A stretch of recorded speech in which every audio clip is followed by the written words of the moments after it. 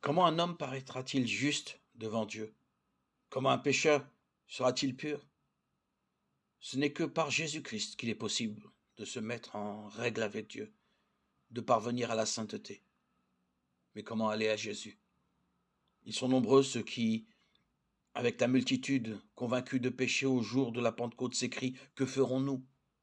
Les premiers mots de Pierre en réponse à cette question furent: Répentez-vous. Un peu plus tard, il leur dit: Répentez-vous donc et convertissez-vous pour que vos péchés soient effacés. Acte 2, 38, 3, 19. La repentance comprend la douleur d'avoir commis le péché et l'abandon de celui-ci. Impossible de délaisser le péché avant d'en avoir vu la gravité. Point de vrai changement de vie jusqu'à ce que l'on se soit détourné du péché de tout son cœur. Ils sont nombreux, ceux qui ne comprennent pas la véritable nature de la repentance.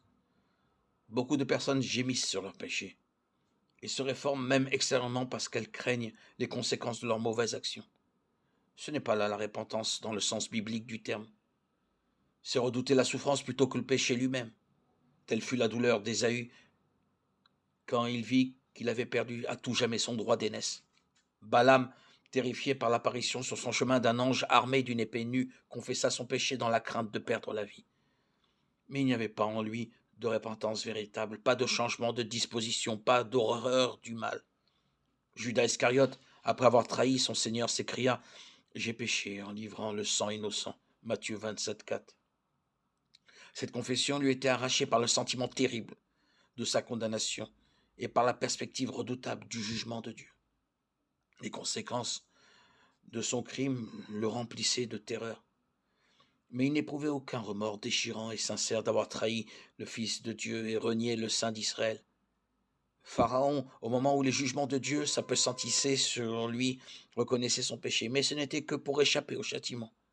Car dès que les plaies s'éloignaient, il recommençait à braver le ciel.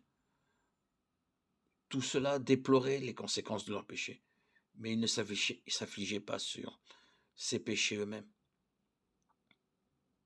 En revanche, quand le cœur de l'homme cède à l'influence de l'Esprit de Dieu, la conscience se réveille et le pécheur commence à entrevoir la profondeur et le caractère sacré de la loi de Dieu, loi qui est à la base de son gouvernement dans le ciel et sur la terre, la lumière qui, en venant dans le monde, éclaire tout homme.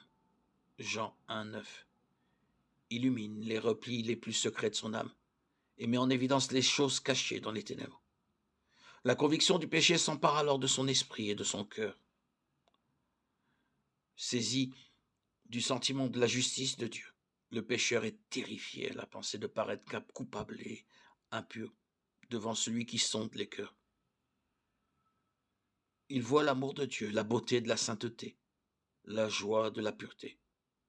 Il désire alors être purifié, se repentir, purifier son cœur, son esprit, pour entrer en communion avec le ciel. On pourrait appeler cela le véritable repentir.